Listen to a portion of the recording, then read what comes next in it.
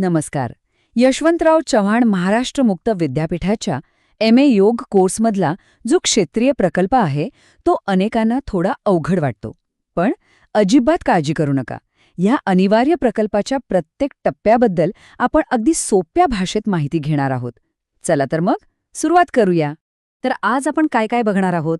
सगळ्यात आधी या प्रकल्पाची ओळख आणि त्याचं महत्त्व काय आहे ते समजून घेऊ.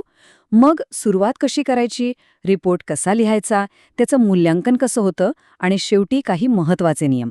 म्हणजे सुरुवातीपासून शेवटपर्यंत सगळं काही आपण कव्हर करणार आहोत.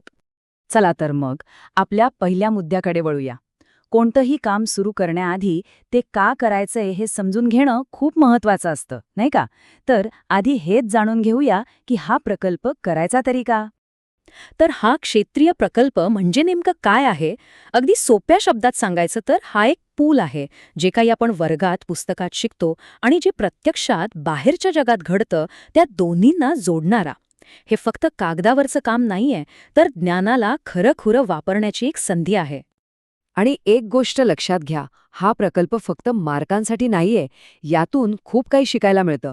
प्रोफेशनल स्किल्स वाढतात, एक रिसर्च माइंडसेट तयार होतो आणि सगळ्यात महत्त्वाचं म्हणजे योगाच्या माध्यमातून समाजासाठी काहीतरी चांगलं करण्याची संधी मिळते.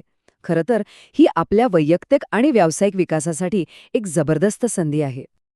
बरं, तर आता हे सगळं महत्त्व कळल्यावर प्रश्न येतो की ठीक आहे, पण सुरुवात कशी करायची?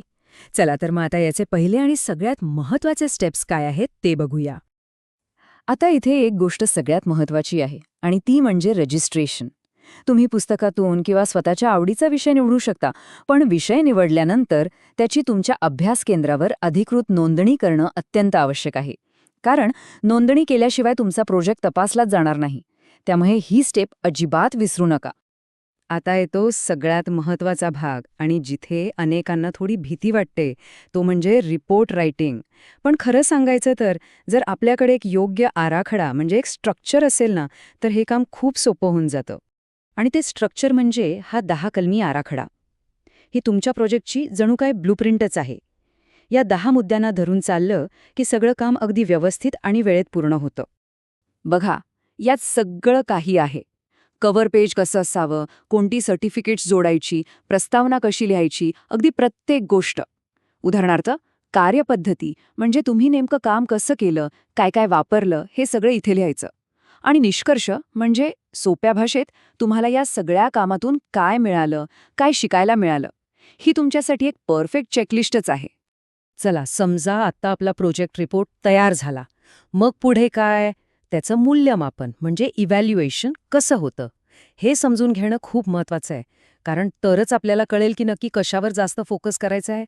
तर बघा, हा पूर्ण प्रोजेक्ट आहे 100 मार्कांचा आणि यामध्ये पास होण्यासाठी अंतर्गत आणि अंतिम मूल्यमापन मिळून कमीत कमी 40 मार्क मिळवणं आवश्यक आहे. आता हे 100 मार्क्स कसे विभागले आहेत? तर 30 मार्क हे अंतर्गत मूल्यमापनासाठी आहेत आणि 70 मार्क अंतिम मूल्यमापनासाठी. म्हणजे 30 मार्क प्रोजेक्ट चालू असतानाच मिळतील आणि बाकीचे 70 मार्क तुमच्या प्रेझेंटेशन आणि तोंडी परीक्षेसाठी असतील. आता हे अंतर्गत 30 मार्क कसे मिळणार ते बघा. यात विषय निवडण्यापासून ते निष्कर्ष काढण्यापर्यंत प्रत्येक स्टेपला मार्क आहेत. आणि इथे लक्ष द्या, सगळ्यात जास्त म्हणजे 9 मार्क हे अहवाल लेखनाला आहेत. यावरूनच कळतं की तुमची मांडणी किती महत्त्वाची आहे. आणि आता वळूया त्या अंतिम 70 मार्कांकडे. इथेही अगदी सरळ विभागणी आहे.